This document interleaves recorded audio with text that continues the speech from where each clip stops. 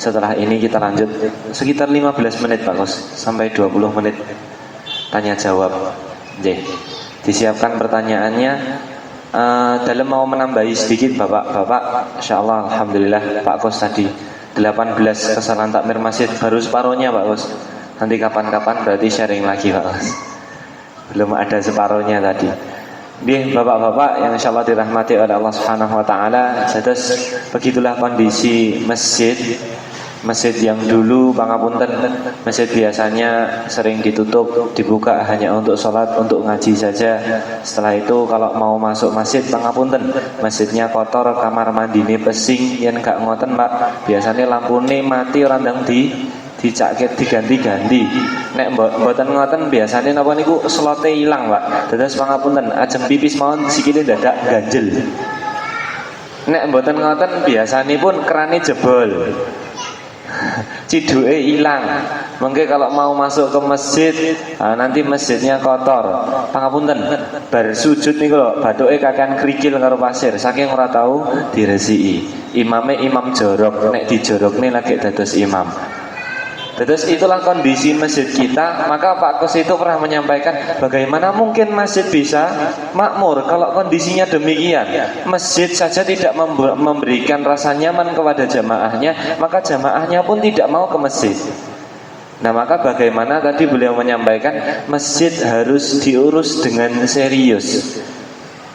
Perusahaan yang mart-mart itu loh Pak, mart-mart yang di samping-samping itu loh Pak, jualan odol, jualan sabun, pangapunten, jualan rokok, sing dodolan rokoknya tenanan no. Buka 24 jam, AC nyala 24 jam, lampu nyala 24 jam. Aning masjid ini dodolane surga ya Pak, luwih dhuwur daripada dodolan rokok. Mosok tidak lebih serius daripada mart-mart yang di samping jalan itu. Nah maka inilah motivasi beliau, sehingga beliau dulunya sejak tahun 2016 Pak, baru 2016 beliau fokus 2018 2020 viral karena beliau menyampaikan statement yang agak unik, yang berbeda dengan masjid-masjid yang lain. Beliau waktu itu menyampaikan masjid buka 24 jam, yang lain ada tulisan dilarang tidur di masjid. Kalau di Al-Falah ada tulisan silahkan tidur di masjid, disiapkan bantal, disiapkan kasur, dan disiapkan sarapan pagi. Akhirnya terus viral. Ceritanya ngoten Pak, 2020 pasca Covid ya masih ada waktu itu. Terus viral se-Indonesia. Akhirnya berpun Pak, ada orang Aceh yang berkunjung di Jawa Tengah tahun 2021 waktu itu, bawa satu rombongan, satu bis Pak, 50 orang sampai di Al-Falah. Karena tahu Al-Falah viralnya seperti itu, sampai di Al-Falah, Mas katanya Al-Falah menyediakan sarapan, ini saya bawa 50 orang Mas, mohon disediakan sarapannya. Takmir terus mumet Pak. Langge Pak, ngertos-ngertos njaluk sarapan nih wong 50 wong iki. Akhirnya pripun? Nah niku kebacut viral. Akhirnya iso ra iso, resikonya ya seperti itu, disediakan, dan mulailah waktu itu dilaksanakan manajemen profesional. Beliau berikhtiar, ayo Mas digunakan manajemen sehingga apa, orang yang masuk semuanya dilayani dan dibuat nyaman. Maka tadi 3 core value Masjid Raya Al-Falah, 3M, melayani, membahagiakan, dan mencerahkan. Jadi orang masuk masjid dilayani dulu, setelah itu dibahagiakan, ada sarapannya, setelah itu baru dicerahkan, diajak ngaji. Nah itu sedikit Pak. Akhirnya terus ada orang Sidoarjo. Kalau tadi ada orang Aceh, beliau minta sarapan. Ada orang Sidoarjo Jawa Timur yang datang ke masjid, tanya, Mas katanya di sini menyediakan tempat kasur untuk para musafir. Enggak Bapak, mana lihat. Oh ya sudah, kita antarkan ke belakang di Serambi Timur. Ini Pak kasur untuk orang-orang yang musafir, orang yang mau menginap di Masjid Raya Al-Falah. Beliau nangis Pak, karena terharu, masjid kok sampai seperhatian ini dengan jamaahnya. Gini Mas, saya punya pabrik kasur di Sidoarjo, saya mau wakaf 25 kasur hotel untuk Masjid Raya Al-Falah. Inilah tadi yang disampaikan oleh Pak Kus, nekatose. Niki masalahnya wantun apa mboten? Akhirnya beliau nolak waktu itu, Pak. Pangapunten, Pak, kami tolak kasurnya. Loh kenapa? Satu, jangan kasur hotel, Pak, karena tempatnya nggak ada. Kasur hotel gede-gede, Pak, wageng-ageng. Yang kedua, Pak, ampun kasur hotel, jangan kasur hotel, Pak. Kenapa? Karena nanti jamaah nggak ada yang mau pulang. Kepenaan, Pak, mengeh. Terus akhirnya pun besoknya dikirimkan 25 kasur spring bed. Dipasanglah keesokan harinya, Masya Allah, Pak, ada jamaah yang 3 tahun nggak pulang karena saking nyamannya. Nah dari situlah terus akhirnya manajemennya diperbaiki dan hingga akhirnya sekarang seperti ini Pak Kus. Tinggal dolan ke sana ke sini, masuk ke masjid. Mas gimana? Oh oke, laksanakan. Nah gitu, selesai. Semuanya sudah manajemen anak-anak muda. Seperti itu tambahan dari saya. Dan itu yang enak-enak Pak, yang nggak enak banyak. Nanti bisa disampaikan kepada beliau. Monggo, yang mau bertanya bisa angkat tangan. 1, 2 dulu nih. Langsung berdiri, pangapunten Bapak. Mic-nya tidak sampai. Enten tadi ada mic-nya. Sepertinya tadi ada mic. Mic wireless. Dari tim panitia, enten. Nek mboten enten mboten napa-napa. Langsung saja, monggo.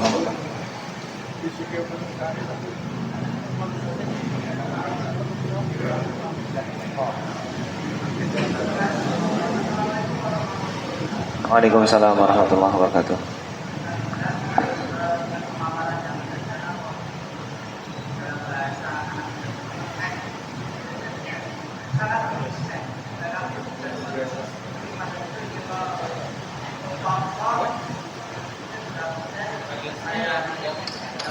Cek.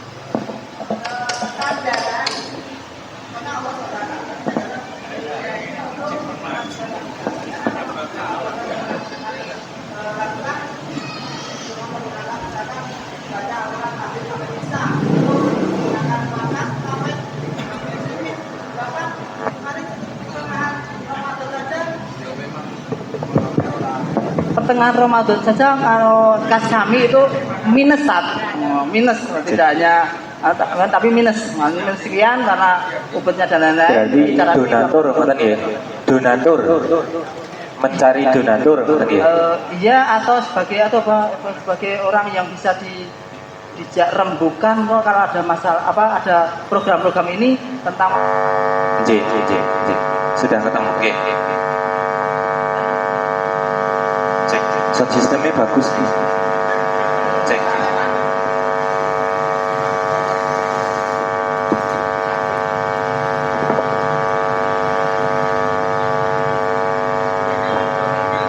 Cek. Baik. Cek. Intinya dana, ngeten toh? Utamanya dana. Oke. Ada yang lain pertanyaannya? Nggih, monggo. Oh, sampingnya dulu Pak, sebentar. Monggo nomor 3.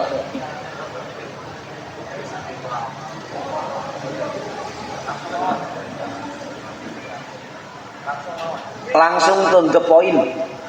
Mboten tempat curhat. Biar yang lain kebagian.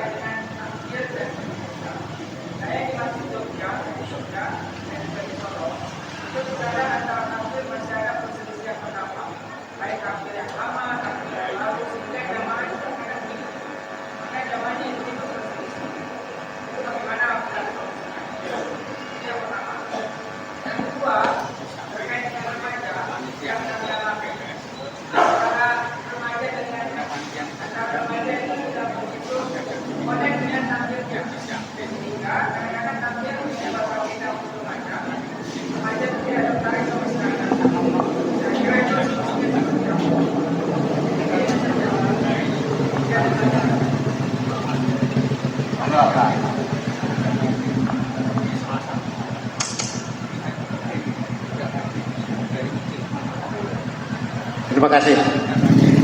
Saya dari Masjid Muhajirin. Benturannya itu mana SDM-nya yang terbatas, mana ini yang terbatas. Karena kita pemukiman kalau berjenengan dan di pinggir jalan besar dan kabupaten. Kita mencoba untuk mengatasi kekurangan dana itu kita bikin ekonomi berbasis masjid. Kita menanam sayur hidroponik dan ternak ikan. Tetapi masalahnya kemudian kita ditegur oleh para ulama, transaksi jual beli tidak boleh di masjid. Sehingga ini kita pending dulu karena di halaman juga tidak boleh. Nah ini jalan keluarnya menurut Pak Profesor Kusnadi gimana? Jadi sebab dana kalau jenengan di sana kemari cepat masuk. Kita ini terbatas lingkungannya. Itu saja, terima kasih. Assalamualaikum warahmatullahi wabarakatuh. Salam. Bon ya, ini pertanyaannya ketiga-tiganya masalah duit. Ya, dana lah intinya ya. Saya ke Pontianak, namanya Masjid Kapal Munzalan Mubarokan. Berdiri 95% non-muslim, muslimnya hanya 5%. Bayangin kalau di Solo kan mayoritas muslim. Apa yang terjadi? Masjid tersebut 1 bulan paling sepi 8 miliar infaknya. Kalau hanya di pojokan atau di mana tadi kan masih muslim, ini non muslim. Pas tinggi 12 miliar. Dengan jumlah takmir masjid totalnya 600 orang untuk menggaji 1 bulan 2 miliar. Ini Masjid Kapal Munjalan saat ini tertinggi infaknya untuk masjid di Indonesia.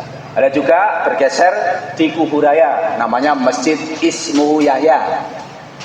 Berdiri sama juga 95% non muslim. Dipimpin oleh Ustadz Adi Pratama Larsindo, bukan lulusan pesantren. Kalau Kapal Munjalan dipimpin oleh Ustadz Lukmanul Hakim dari alumni Gontor S2 di Malaysia. Sama, baru berdiri 3 tahun. Infaknya berapa? 7 miliar. Saya ke Parepare, mampir ke mana itu? Pertengahan antara Makassar Parepare. Mampir saya jam 2 malam. Di baru namanya Masjid Kurir Langit, dipimpin oleh Mas Syahid. Infaknya berapa? 700 sampai 1 miliar. Di pinggir sungai. Jamaahnya anak-anak SD, anak-anak SMP. Artinya apa? Saat ini kalau pengen makmur jangan mengandalkan jamaah sekitar dan jangan mengandalkan kotak infak sekitar, tapi harus dengan namanya digitalisasi. Dan jenengan caket teng mriki Masjid Real Masjid Yogyakarta. Takmirnya 90 orang tidur di masjid semua. Dipimpin oleh Mas Nanang sama Mas Agung. Baru berdiri 3 tahun. Dulu pas tinggi 1 bulan 1,2 miliar. Ini gambaran kenapa kok bisa anak muda.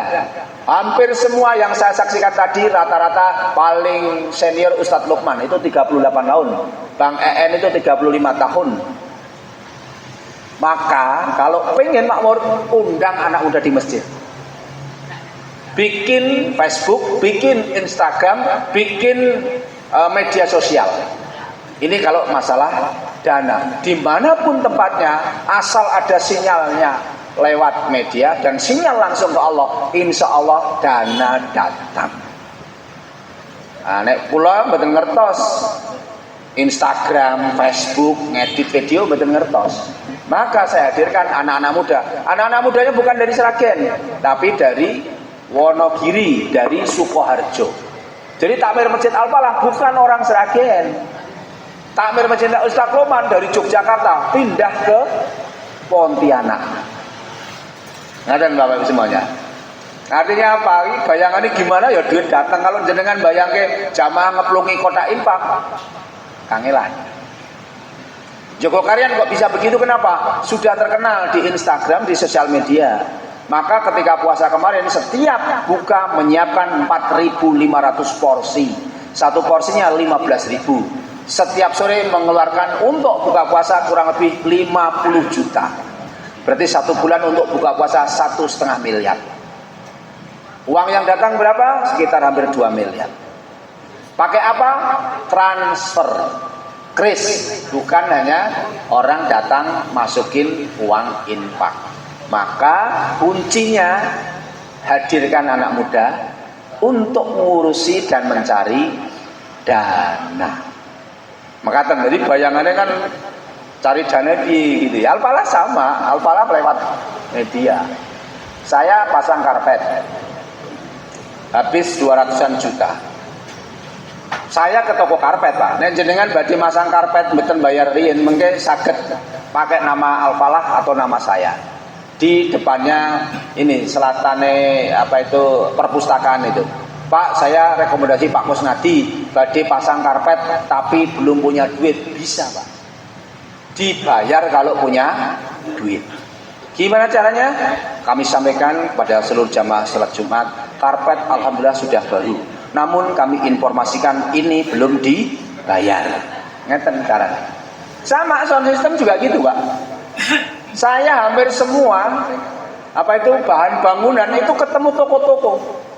Ini badu mau rehab gimana? Semen kirim dulu, besi kirim dulu, bahan-bahan kirim dulu. Yang tidak bisa ditunda adalah bayar tukang. Yang lain bisa ditunda. Mengenek nagih-nagih iki masjid aja ditagih. Tetap bayar. Jadi memang butuh keberanian. Contoh lagi, Joko Karyan yang paling ekstrim. Joko Karyan habis beli tanah seluas 1000 meter. Harganya 15 miliar 500. Baratnya hotel Lin, pom bensin. Jadi Pak Jazir. Nah masjid pun di duit. Masjid miliknya Allah dan pemilik langit dan bumi. Insya Allah kalau hanya uang 15 miliar 500, insya Allah bisa beli. Oke, kalau gitu saya kasih tempo 1 bulan untuk membayar 15 miliar 500. Pak Kiai Jazir apa yang dilakukan? Bismillahirrahmanirrahim. Saya sampaikan kepada seluruh jamaah sholat Masjid Jogokaryan, insya Allah Masjid Jogokaryan akan beli tanah seluas 1000 meter dan dikasih batas waktu hanya 1 bulan dengan harga 15 miliar 500. Alhamdulillah sudah punya modal 50% niat dan 50% doa. Niat dan doa. Dan alhamdulillah di hari ke-23 ada yang bayarin. Siapa yang bayarin? YDSF Surabaya. Di hari ke-23 dibayar tunai 15 miliar 500. Jadi sebetulnya kalau masjid serius Pak, enten mawon dananipun. Cuma kadang kita ragu-ragu. Mau duitnya saka ngendi? Ngeten Pak, ini kan pertanyaan tiga-tiganya dana semua loh. Penopangnya bagaimana? Saya 1 bulan harus gaji sekitar 20-an orang. Kalau saya mikirin duitnya bagaimana, nggak jadi gaji. Satpam 3, anteng berapa? 4 ya, 4 orang. Tukang masak 3, gaji semua. Imam 5, kebersihan 6, media 2, Mas Andreas khusus driver. Pokoknya menyupir toh, kan ada ambulan. Siapa yang kecelakaan, siapa yang sakit, telepon Al-Falah langsung diantar. Punya 2 mobil ambulan. Ya, yang ngantar saya jemput tamu ya. Kayak semalam ngundang ustadz pengajian, bayarnya berapa semalam? 8 juta. Jadi ngundang ustadz itu sampai bayar 8 juta. Pernah juga 12 juta. Betul kan duitnya Pak akalnya pas mengadakan event kemarin apa duitnya? Enggak ada. Pas ada pengajian terkumpul berapa? Infak keliling 19 juta, yang akan komitmen sekitar 60 juta. Jadi satu event itu bisa dapat 80 juta. Ya wajar ngasih ustadznya 8 juta. Jadi memang kudu kendel ngurus masjid itu. Jadi nek iman cerat-cerat dah mungkin nggih masjidnya mboten cong gitu. Nah, ini pengalaman Pak. Dulu sama Pak, Masjid Al-Falah sama Pak. Kadi gaji imam itu hanya 300.000, kan kasihan. Imam sudah ngapelin Quran rekoso, gak dikatekke, nyapu Pak Roto sejak pagi, ya hanya 150, kan kasihan. Akhirnya Pak Roto itu diberangkatkan umroh ke Tanah Suci bareng Mas Lutfi. Tahun 2023 ya. Ini dapat hadiah umroh kemarin. Ini gambarannya, kadang kita hanya bayang-bayang uangnya dari mana. Kalau saya mikirin semua tamu yang hadir Sabtu, Minggu, Ahad itu, kalau lapor ke Al-Falah pasti dikasih makan. Dulu Tamir juga berdua, duitnya kok ngendi kuwi kok, duitnya boros kuwi kok. 1 bulan itu rata-rata 50 juta Pak saya untuk pengeluaran makan itu. Alhamdulillah beras datang aja. Yakin duit ada. Di mana? Kantong-kantong jamaah. Bukan di rekening takmir, bukan di tabungan masjid, tapi bikin program duit keluar. Tapi kalau nggak bikin program, duit nggak bakalan keluar. Ini resep yang kami lakukan. Kalau alhamdulillah sampai saat ini masih bisa gaji terus. Ya nanti kalau nggak ada duit ya nggak usah gajian kan gitu ya. Ngaten Pak, ini kan banyak kan berbenturannya duitnya dari mana? Jenengan kalau mersani ngene Bang EN itu hari Jumat saja berbagi beras itu 200 juta Pak. Terus pripun ini? Berbagi beras, berbagi sayur, berbagi udang, berbagi lauk, berbagi daging. Ya, namanya pasar bahagia. Belanja cuma-cuma, bayar dengan doa. Akhirnya zamannya 1000-an ke masjid karena dapat beras, dapat udang, dapat sayur, dapat telur. Posisinya di Pontianak. Saya juga dulu mikir, Masya Allah, Jogokaryan bisa kayak begitu. Nah, saya mencoba untuk mengikuti. Yang penting bikin program saja berani. Saya dulu pernah, awal-awal itu ya, subuh ngasih umroh. Nggak ada duitnya Pak. Setelah saya umumkan, pas habis subuh dapat Ibu Dwi sama orang Gondang. Alhamdulillah Pak Januari langsung katakan, Pak Kus nanti saya membayarin umroh ke Tanah Suci. Jamaah langsung seketika. Nah ini gambaran, saya juga tadinya ragu-ragu, tapi setelah saya berjalan bismillah. Kalau niatnya karena Allah, jangan berhenti karena manusia. Gitu. Bismillah lempeng aja. Nanti kalau kepentok rakyat tahu jalannya gitu ya. Kalau belum dilakukan, bingung nggak dimulai-mulai. Apalagi? Antara takbir yang Oh, itu nggak bisa klop. Memang nggak bisa klop. Jangan diklopkan.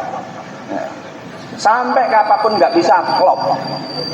Karena beda pandangan. Kenapa Al-Falah berubah? Tahun 2016 Bupati Sragen mengganti seluruh takmir masjid, diganti yang muda. Kalau tahu pengen kenapa Al-Falah berubah, 2016 Pak Bupati Sragen, Pak Agus Faturahman membuat keputusan takmirnya dirombak semuanya. Dan salah satunya saya yang ditunjuk. Nah, ini yang ekstrim. Tapi kalau enggak, berikan ruang anak muda untuk ngurus masjid, itu aja.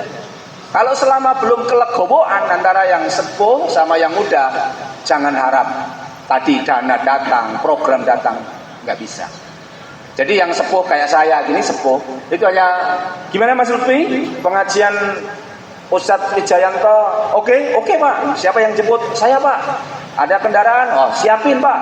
Tanya sore itu, Pak Gus nanti dikasih berapa Ustadznya? Ya lihat aja nanti dananya dapat berapa. Ya kalau antar jemput ya paling tidak kasih 5 juta. Nanti kalau tinggi-tinggi ya kemarin kasih 8 juta. Kalau pas tinggi banget kemarin kasih 12 juta. Khotib aja saya kasih 3 juta Pak kalau dari jauh Pak. Biar yang khotib seneng gitu loh. Wih seneng aku dan tuman nanti ke Al-Falah gitu ya. Supaya apa ya dia dakwahnya biar all out gitu. Supaya apa? Ngurus umat itu juga berat gitu.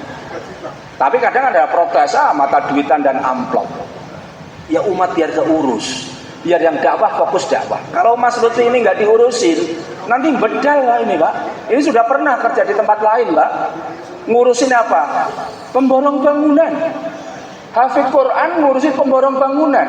Kalau nggak punya duit nanti ada semen, ada paku, bisa ngejual semen paku nanti.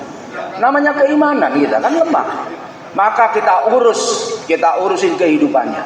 Kita gaji profesional. Atas izin Allah, tadinya dia juga berat. Apa masjid bisa gaji saya? Dan alhamdulillah bisa gaji. Dan atas izin Allah, saya diundang di Kampung Sewu. Ini imam langsung takmir masjidnya. Bagus, ini saya berangkatkan ke Tanah Suci 2 orang. Yang satu Mas Alan diberangkatkan ke Turki dan umroh. Nah, saya katut juga dapat umroh gratis. Dan keliling kemana-mana ditanya, Mas itu sudah punya calon belum? Wah, sering Pak, sudah punya calon belum? Akhirnya temangsange pun teng kerja Karanganyar. Ngimamin pas puasa. Ya, pas puasa ya. Nah, sebelum puasa ngimamin saya tausiah. Nah, bapaknya kepencet kayak suaranya. Pak Gus kayak tak dadeke mantuku. Nah, akhirnya nikah lah bulan Syawal tahun lalu. Istrinya diajak juga sekarang. Ya, akhirnya beliau nikah Syawal yang lalu. Saya tanya, pengen rumah di mana? Memang saya Pak, kalau sudah nikah saya tawarin rumah. Ya, tinggal di mana? Di Gria Madalan, di Widoro, dan masya Allah bapaknya akhirnya membangunkan rumah. Kemarin hadiahnya rumah dan sudah punya rumah sendiri. Ini gambaran ketika ngurus masjid dengan totalitas, Allah urus. Maka ayat intangsurullahi yang surkum wa yusabit agamakum. Urus agama Allah, tolong agama Allah, pasti hidupmu ditolong sama Allah. Cuma kadang belum pada yakin dengan ayat ini. Nah, Mas Lutfi mengambil jalan itu dan yakin. Tenang toh hidupnya? Ya, punya utang nggak? Nah, alhamdulillah nggak punya utang. Ini Pak gambarannya, hadirkan anak muda. Ini banyak menarik anak-anak muda ke masjid. Ya PR-nya begitu ya. Jadi sebenarnya potensi banyak. Cuma kadang kita itu mulainya dari mana yang belum paham dan bagaimana caranya. Maka hampir saya keliling di berbagai masjid ya. Salah satunya ya media harus harus hadir lewat digitalisasi. Maka terus saya ringkas Pak. Beliau tadi yang menyampaikan yang pertama tentang dana tadi. Semakin masjidnya nyaman, maka infaknya pun juga akan semakin banyak. Terus sejalan Pak. Kalau jenengan programnya banyak, nah maka duit yang masuk nanti akan banyak. Kalau masjid nggak ada programnya, ya ampun berharap dapat duit. Dapat duitnya dari mana? Terus memakmurkan masjid dulu, baru nanti duit infaknya banyak. Tapi kalau nggak ada program, nggak usah berharap. berbanding lurus ya Pak.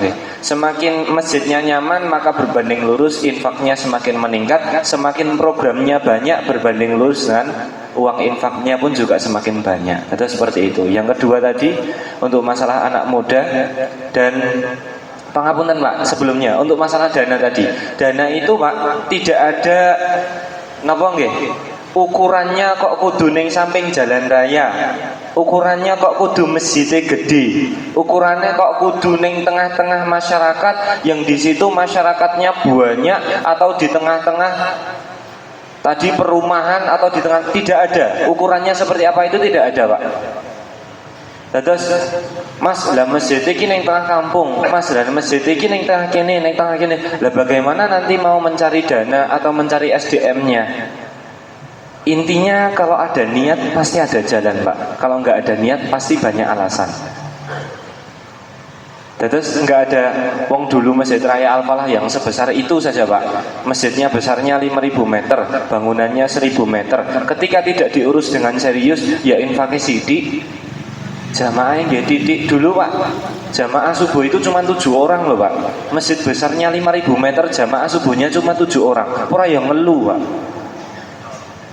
Nah maka tidak ada hubungannya Pak antara masjid kok kudu gede, masjid kok kudu ning tengah-tengah masyarakat, lagi duitnya enek mboten enten hubungannya. Pokoknya masjid enten kegiatan, masjid yang membuat nyaman, maka infaknya akan naik. Tadi Pak gambele oh masjid kamar mandine pesing, goleki kamar mandi ora usah nggo mripat, nggo irung wae ketemu. Saking pesinge ku nang jero masjid mikir gagrek-gagrek imame wis sepuh kotor. Ha piye terusan jamaah mau infak di situ. Nah maka semakin layanan kenyamanannya naik maka infaknya pun juga semakin naik. Tidak ada hubungannya dengan ukuran masjidnya. Kalau hitung-hitungan Pak niki nek jenengan hitung-hitungan karo Al-Falah Pak. Al-Falah itu tidak ada masyarakatnya sama sekali Pak. Napa enten Pak jagake jamaah yang cuman mampir sholat nguyuh tok mau dijagake infake Pak mboten saged. Jamaah pangapunten jamaah pasar wong mereka golek duit nang masjid wong mampir sedhiwit mosok dadak dijaluk infak. Enggak bisa Pak kita kok jagake para musafir untuk uangnya masuk ke masjid, tidak bisa. Kita nggak ada, depan itu kantor BRI, belakangnya stasiun, samping kanan itu ada resto, samping kirinya mepetan dengan gereja. Nggak ada masyarakatnya Pak. Jamaah subuh itu kalau kita tanya satu persatu, Pak jenengan griyane pundi, jaraknya berapa kilo dari Masjid Raya Al-Falah? Rata-rata Pak 8 km Pak. Yang paling jauh itu ada yang 15-an kilometer. Pak Ketua Takmir ini kalau ditanya, Pak Kus, rumahnya panjenengan berapa kilo jaraknya dengan Al-Falah? Rumahnya beliau 7 sampai 8 kilo juga Pak dari Masjid Raya Al-Falah. Jadi beliau bukan orang sekitar masjid, jauh Pak. Setiap subuhnya ke Masjid Raya Al-Falah. Kenapa kok orang-orang itu ditanya, Pak jenengan kok jauh-jauh dari sana mau ke sini? Maka jawabannya simpel, Mas. Kalau saya subuhan di masjid itu nggak ada apa-apanya, cuman subuhan tok terus pulang. Kalau di Al-Falah ada kajian suhi, kajian subuh susu jahe. Akhirnya terus mampirnya ke Al-Falah Pak. Nah itu program. Akhirnya terus orang datang. Bagaimana mungkin orang terus nggak mau masukkan infak Pak? Ketika subuh diadakan kajian, ngaji bareng 2 lembar, tausiah 15 menit. Setelah itu doa bersama, sholat syuruk. Setelah sholat syuruk, anak-anak muda menyajikan susu jahe dan godok-godokan. Enten telo godok, enten kacang godok, enten jagung godok. Bapak-bapak niku wah senengnya luar biasa Pak. Sehingga apa? Ketika kota infak muter pekewuh mereka Pak kalau nggak masukin infak. Piye ning kene wis enak, sound sistemnya yo enak, sing imame yo nyenengke, dijak ngaji bareng, dikei tausiah, gek nek iso sarapan meneh ning masjid. Mosok orang leboni, pekewuh Pak akhirnya. Terus itu, bagaimana cara membuat jamaah itu pekewuh dengan layanan yang sudah ada sehingga apa? Akhirnya terus orang mau berbondong-bondong masukkan infak ke masjid. Itulah Pak caranya Pak. Layani dulu jamaahnya, dibuat nyaman. Setelah itu apa? Baru keluar duitnya. Terus yang kedua tadi untuk masalah anak muda dengan orang tua, memang demikian Pak. Kalau anak muda dan orang tua itu tidak akan klop. Maka caranya kalau dari saya Pak, harus ada sambungannya, harus ada jembatannya. Nah, jembatan antara orang tua dengan anak muda sampai sekarang ini ya beliau ini Pak. Harus ada satu tokoh yang mengkomunikasikan kepada orang tua. Nah, maka kita kalau anak muda punya salah ini Pak, beliau yang melindungi. Oh, jadi seneni saja. Seneni yang ngaku wae, engko tak sampaikan ke cacah. Pak Kus, minta kamera Pak Kus. Oke, ACC. Harganya berapa? 35 juta. Oke, ACC. Nanti kalau seandainya ada takmir yang ngomong, piye toh canom nemi jaluk duit tak sampai 35 juta nganggo tuku kamera. Nah, maka beliau yang jembatani. Sudah, biarkan saja. Nanti dari kamera itu nanti keluarlah pundi-pundi uang infak yang masuk ke masjid. Kalau tampilannya bagus, fotonya nyenengke, orang-orang ngelihat kan juga enak Pak. Fotonya burem ora penak ditonton. Nah, akhirnya apa? Ketika besoknya Pak Kos mau beli iPhone Pak Kos, agar ngeditnya tambah enak. Berapa harganya? 15 juta. Oke, ACC. Duitnya mana Pak Kos? Golek dhewe. Andek wingi wis ACC kamera regane 35 juta, masa ora iso nggo golek duit dhewe. Akhirnya sekarang Pak, kita anak-anak muda, beliau tinggal ACC. Pak Kus mau Ustadz Wijayanto, berapa? Kira-kira pengeluarannya ya sekitar 20-an juta. Oke, ACC, duitnya mana? Golek dhewe. Pak Kus mau kajian dokter Aisyah Dalan. Berapa? Sekitar 30-an juta. Oke, ACC, duitnya golek dhewe. Pak Kus mau melaksanakan itu, mau buat hidromat untuk napa niku air untuk pelayanan jamaah. Lah berapa harganya? Sekitar 400-an juta. Oke, ACC golek duit dhewe. Jadi sudah seperti lah kowe ndek wingi dikai modal kamera karo HP nggo apa gitu. Nah, itu yang mengkomunikasikan beliau. Harus ada jembatannya Pak. Kalau nggak ada jembatannya padu mungkin. Karena tidak sejalan tadi Pak. Lah pripun Bapak-bapak, saya sama jenengan ini kan sudah beda 2 generasi Pak. Wong saya apa-apa sekarang nyekeli HP, dan jenengan kan tidak seperti itu. Maka berbeda. Nah, ini kalau tidak ada yang menjembatani berbahaya Pak. Padu terus di sini. Nah, jadi harus ada penjembatannya tadi. Seperti itu. Nuwun nggih. Sudah cukup Pak. Oh, jadi tadi pertanyaan masjid untuk jual beli ya. Ya memang nggak boleh Pak. Di halaman Pak. Halaman masjid itu tempat yang sering untuk sujud, itu masjid. Saya tanya Pak Kiai Jazir, batas sholat itu mana? Yang sering untuk sujud. Jadi ruang utama inilah masjid. Maka alfalah jualannya di luar, di halaman. Memang saya tampung itu UMKM itu ada luar, di luar pagar. Yang di luar pagar ada 43 ya, yang ya bisa untuk jualan malam gitu kan di pinggir-pinggir trotoar itu. Yang tidak boleh jual beli itu ya memang di dalam masjidnya. Zaman Rasulullah kan sama. Masjid Nabawi ketika belum dibatasin itu tahun 2000, saya pertama 2013, 2000 terakhir 2019, 2016 itu kan keluar dari Nabawi ada pagar itu langsung ada yang jual sandal, ada yang jual pisang. Itu kan di luar tempat sholat Masjid Nabawi. Nah, apalagi kalau yang di Masjidil Haram itu kan di luar ya, agak jauh lagi ya, di Tower Jam-Jam ke belakang itu kan banyak orang jualan itu. Yang tidak dipakai untuk sujud, silahkan untuk bertransaksi. Maka Rasulullah dulu juga membina bagaimana pasar-pasar Yahudi bisa diambil alih sehingga untuk pasar orang Muslim. Maka di halaman, di luar ya nggak masalah. Ini potensi sebetulnya karena di luar kan banyak kegiatan ya anak-anak muda dan masyarakat ya. Tinggal geser ke sini supaya mereka datang ke sini, insya Allah itu bisa, insya Allah. Ngaten, coba. Sepertinya sudah Bapak, karena waktunya sudah tambahi kata sangat ini, tambahi sampai setengah jam. Pangapunten. Pangapunten Bapak, pangapunten. Nanti kalau seandainya jenengan kurang mahrem, Mas kurang mahrem Mas, pun monggo sarang-sarang bisa berkunjung di Masjid Raya Al-Falah. Nanti kita terima dengan bahagia Pak. Pun mboten sah mikir engko sarapane piye Mas, semuanya nanti ditanggung Masjid Raya Al-Falah. Tapi nanti telepon dulu Pak. Oh ngertos-ngertos sementen katanya mereka ndak kita bingung nanti.